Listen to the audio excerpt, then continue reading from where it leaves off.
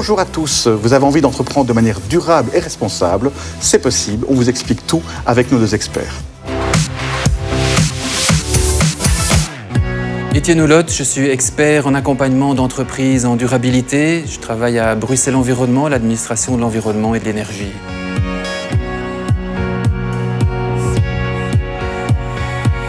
Bonjour Étienne. Bonjour. Je suis ravi de te recevoir. On va parler maintenant durable et opportunité. Tu penses que ces deux concepts cohabitent bien ensemble? Moi je pense en fait le durable doit devenir une opportunité, notamment économique. Et donc ce ne l'est pas encore? Ça l'est déjà. C'est en chemin? Ça l'est déjà, mais il y a encore beaucoup de chemin à faire, je pense. On a beaucoup travaillé jusqu'à présent dans ce qu'on a appelé l'éco-management, oui. Donc des petits gestes vers l'environnement, que ce soit par exemple des économies en termes de factures d'électricité, changement des ampoules, travail sur le papier, sur les déchets. Je pense maintenant il faut aller vraiment un pas plus loin et ancrer le durable dans la stratégie économique de développement de l'entreprise. Alors justement, c'est quoi le durable pour une entreprise en termes de concret? En termes de concret, le durable, c'est commencer effectivement par être sensibilisé par des gestes d'éco-management. C'est souvent la porte d'entrée, c'est par là qu'on commence. Ensuite, après, on retravaille son activité même, donc le produit ou le service qu'on va mettre sur le marché.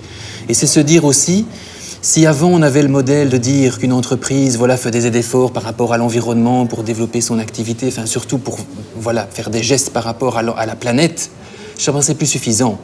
Donc il faut vraiment en fait se dire que l'entreprise est au cœur d'un écosystème, elle travaille avec des employés autour d'elle au sein de son entreprise et des personnes qui gravitent autour ses clients et ses fournisseurs. Elle travaille dans un écosystème, dans un environnement où elle va pomper ses matières premières, où elle rejette des déchets et donc on doit tenir compte de tout cet écosystème et elle doit en tenir compte pour travailler. On a interrogé pas mal d'entrepreneurs et souvent on nous dit moi je comprends pas très bien le lien entre le durable et le rentable. Et donc comment est-ce que je peux faire du durable une opportunité, une source de développement pour mon entreprise? Donc la durabilité, c'est une question de bon sens, c'est une question d'être convaincu d'abord qu'il faut faire quelque chose, c'est une question de se fixer des bonnes priorités, il faut des priorités économiques. Donc les gestes d'éco-management dont je parlais avant, ils sont importants, on commence par ça. On peut par exemple imaginer faire un rapide diagnostic de l'entreprise, se dire que mes factures d'électricité, par exemple, si on prend un revendeur qui est un coût alimentaire, et il travaille avec beaucoup de stockage, de frigo, donc il a des consommations énergétiques énormes. Donc il va se dire, je vais aller voir directement là-bas si je ne peux pas faire des efforts pour économiser de l'argent. C'est ce qu'on a appelé les gestes d'éco-management, mais prioritaires, les fameux quick wins. Donc on gagne rapidement. Et une entreprise en a combien selon toi? Il y en a peut-être 10, 15? Il y a beaucoup de quick wins? Il n'y en a pas énormément qui rapportent à court terme, rapidement. Voilà, parce que le problème qu'on a, c'est quand on laisse la durabilité sur une base volontaire, on va spontanément aller vers ce qu'on aime. C'est peut-être pas la priorité d'une entreprise. Donc on peut aller, imaginons une entreprise qui se dit « je veux travailler sur le papier recyclé », c'est très bien, c'était peut-être les vieilles notions du label et des gestes d'éco-management qu'on avait avant, mais en fait le papier ne représente peut-être rien comme consommable au niveau de l'entreprise, donc on travaille sur autre chose. Nous on fixait comme ça les choses, diagnostic rapide, on vise les quick wins sur lesquels on travaille et l'argent qu'on gagne, parce qu'on parle toujours de finalité économique quand même dans l'histoire, même si ce n'est pas que ça le durable, mais l'argent est réinjecté dans une réflexion plus profonde sur le modèle économique. Je reviens avec mon revendeur alimentaire. Il a travaillé sur sa consommation énergétique en plaçant par exemple des panneaux photovoltaïques, en produisant soi-même son énergie, en travaillant sur sa logistique, donc des véhicules plus économes en énergie. Ça, c'est ce que j'appelle les quick wins. Après, on revient vers le core business de l'entreprise qui est vendre des aliments, acheter et vendre. Et là, vous accompagnez et il y a moyen. On accompagne. Et là, la durabilité, elle est moins évidente. C'est plus compliqué pour une entreprise de comprendre quoi faire. On me dit souvent que le choix du durable est tout d'abord une motivation marketing. Donc ça veut dire que les entreprises choisissent de faire du durable parce que ça fait bien et ça fait joli. Tu penses que les choses changent? Est-ce que vous les accompagnez pour justement tangibiliser ça? Mais le durable, tant mieux si c'est un branding ou un marketing pour l'entreprise et que grâce à ça, elle va gagner une clientèle. Pour autant que ça ne se limite pas à nouveau à l'éco-management. Voilà, ce qu'on avait appelé le greenwashing à un moment. Voilà. Il y a 10 ans, on parlait que de ça. Il faut sortir de ça. Voilà. C'est vraiment travailler sur son core business, sur son activité et essayer de faire des choses. Le McDonald's a changé pour ça son logo. Il est passé de rouge à vert pour faire croire qu'à l'intérieur, tout était green. Voilà. Mais ça, c'est ce qu'on appelle alors du marketing en plein. C'est un changement peut-être de logo ou de branding. C'est vraiment pas suffisant.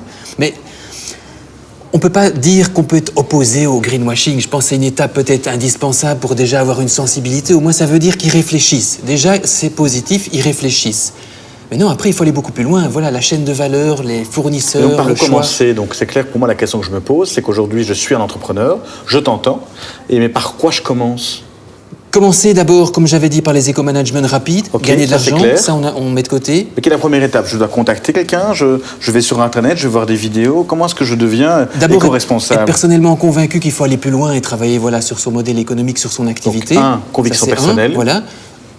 Par soi-même, on peut déjà identifier un tas de priorités qu'on pourrait faire pour améliorer son processus de fabrication du produit, par exemple, Oui. ou travailler sa relation avec les fournisseurs, les clients, voilà, travailler plutôt l'organisation Et donc, tu interne, dois consacrer l'intelligence du temps collective. là-dessus. Non, souvent les personnes ont beaucoup d'idées. Le problème, c'est de structurer les idées. Donc ça, c'est un peu l'accompagnement effectivement qu'on peut proposer, c'est d'arriver à mettre en fait les idées qui coûtent pas trop cher à la mise en œuvre et également qui vont rapporter rapidement. Alors, Étienne, tu as pas mal parlé des quick wins, mais qu'est-ce qu'il y a encore en plus de cela?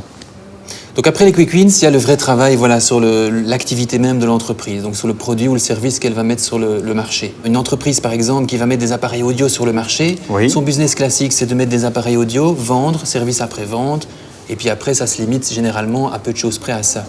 Le vrai travail sur la durabilité, ça va être de reconcevoir un peu le processus de fabrication de l'appareil audio, dans la manière où il va être après pouvant être redémonté entièrement.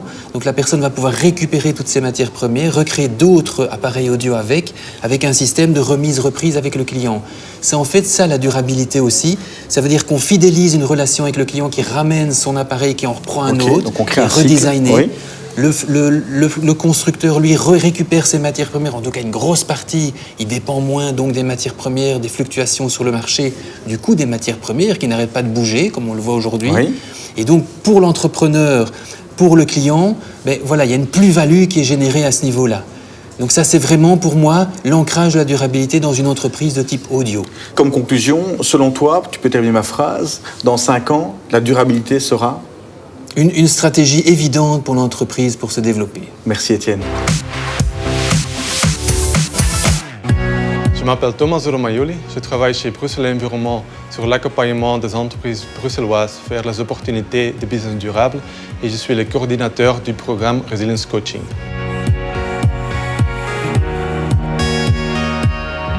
Bonjour Thomas. Bonjour Jean-Olivier. Ravi de te retrouver. On a entendu ici Étienne qui nous a vivement parlé des opportunités du potentiel du durable.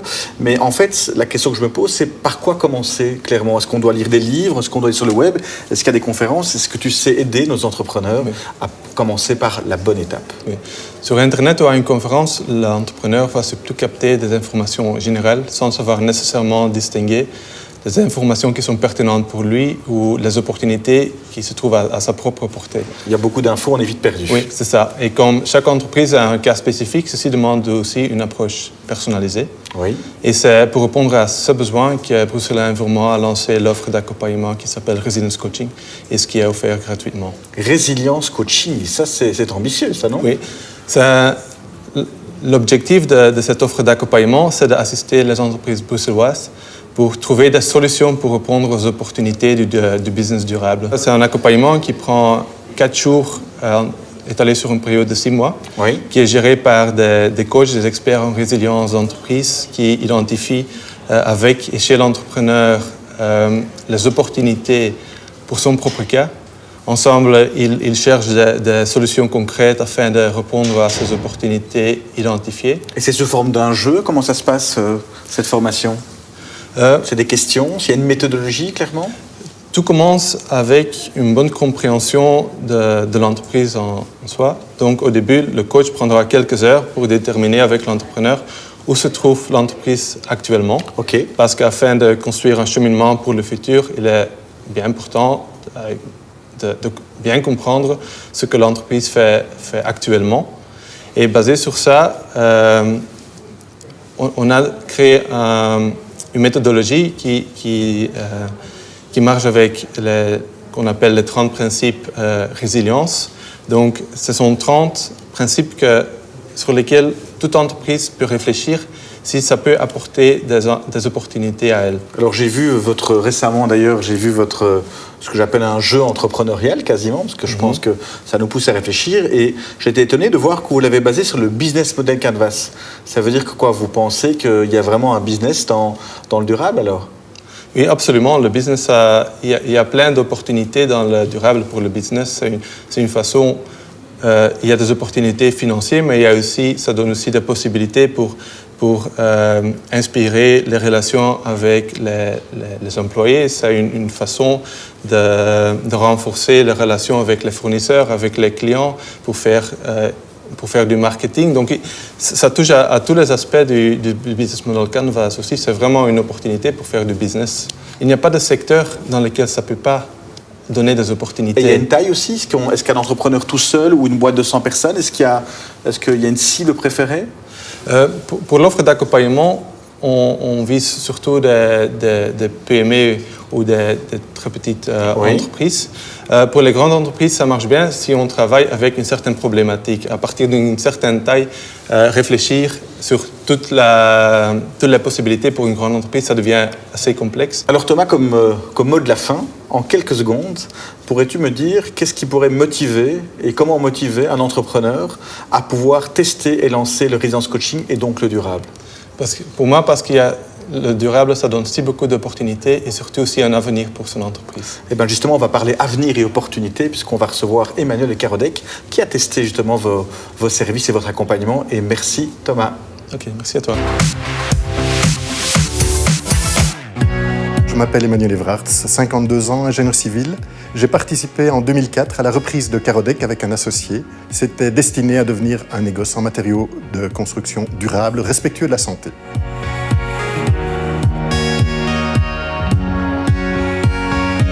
Bonjour Emmanuel.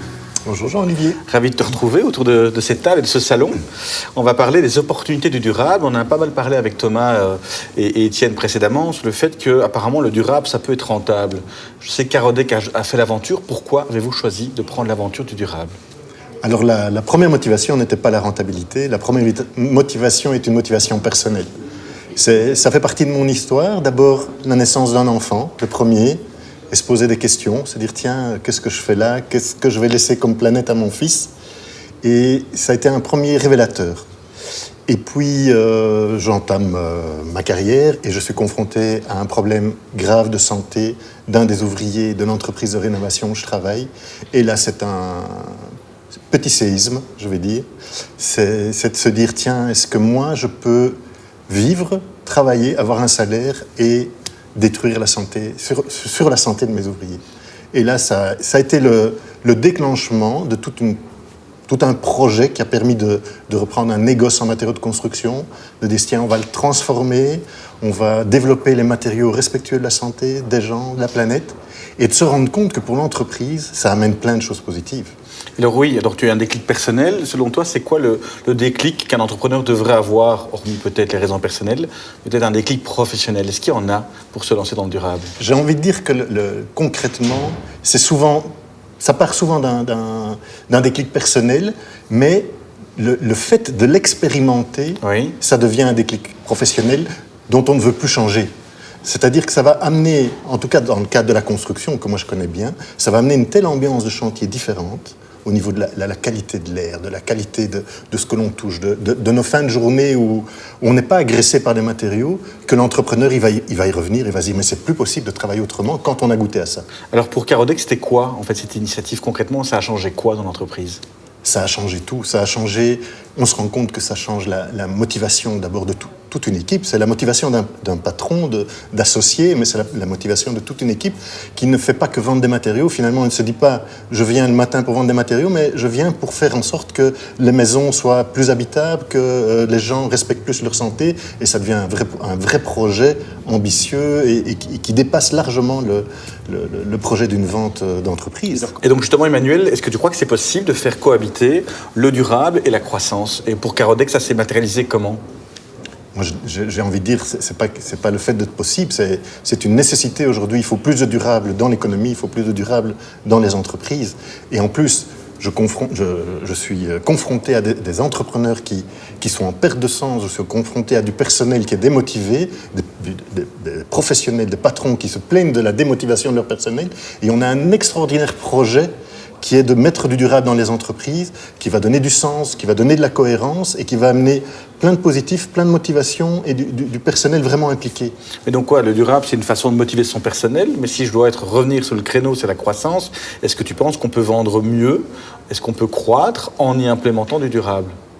Alors c'est une croissance différente qui va impliquer des matériaux différents, Oui. produits avec une énergie différente, qui sont plus locales, qui sont produits localement, et donc ça va être une autre économie. Je pense qu'on ne sera privé de rien dans cette économie-là, mais on aura gagné le plaisir, on aura gagné de la motivation, on aura gagné du sens, on aura gagné de la cohérence, que du bonheur. Magnifique ton monde. On a parlé avec justement Thomas Etienne de la résilience. Est-ce que c'est un mot qui te parle, la résilience justement? Parce que c'est un mot qui apparaît souvent dans le durable. C'est-à-dire qu'on se rend compte aujourd'hui qu'on atteint toute une série de limites, qu'on atteint toute une série on est confronté à toute une série d'enjeux, et la résilience est un enjeu pour notre économie. Sinon, demain, il y a beaucoup de choses qui vont s'arrêter faute de. Et c'est aujourd'hui qu'il faut commencer à changer, et c'est aujourd'hui qu'il faut prendre d'autres directions, et c'est aujourd'hui qu'il faut prendre les décisions. Et le durable est là pour nous aider. Alors Emmanuel, on a interrogé pas mal d'entrepreneurs pour préparer l'interview d'aujourd'hui. Donc je t'invite à choisir de me montrer du doigt une des fiches qui serait une des fiches questions d'autres entrepreneurs à toi. Montre-moi, c'est de ton choix. Alors je te montre, tu sais me dire le... Durable égale subside.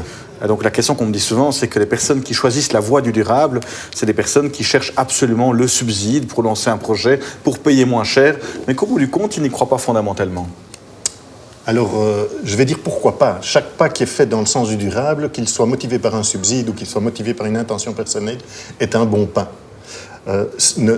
S'arrêter au subside et ne pas aller au-delà serait dommage, évidemment. Mais si c'est une porte d'entrée pour l'entrepreneur de se lancer dans un business durable, c'est évidemment une opportunité incroyable de faire évoluer son business, de faire évoluer son entreprise. Parce qu'effectivement, on me dit souvent que de lancer un business sur base de subsides, ça ne tient pas la route. Donc, est-ce que chez Carodec, vous avez fait comment Mais donc, c'est clair que le risque, c'est qu'on s'arrête là et qu'ils disent, voilà, parce que j'ai des panneaux solaires subsidiés sur mon entreprise est durable. Donc, c'est évidemment pas le cas, ça ne suffit pas. D'ailleurs, une entreprise est-elle durable un jour? Donc c'est un chemin, c'est une évolution, c'est une remise en question permanente. J'insiste sur le fait que le durable, c'est du 360 degrés, c'est-à-dire c'est tellement concret que c'est à la fois décider de quel café je vais offrir à mes clients. Est-ce que c'est un café Fairtrade, bio, local. Voilà. C'est peut-être les vêtements professionnels que j'offre à mes ouvriers. Est-ce que c'est du coton bio ou pas? C'est aussi comment je vais transporter les choses. Nos clients ont été surpris de voir des matériaux arriver à bicyclette sur chantier. C'est quand même assez exceptionnel. Mais on ne sait pas tout transporter, on est d'accord? Le durable n'est pas mal partout. Oui. On n'envoyait pas les blocs béton à vélo. Je n'invite pas à travailler pour toi, surtout à la montée. Quoi. Donc, mais ça veut dire que ça peut toucher tout. Et ça touche tout, en fait. Et donc, c'est un chemin...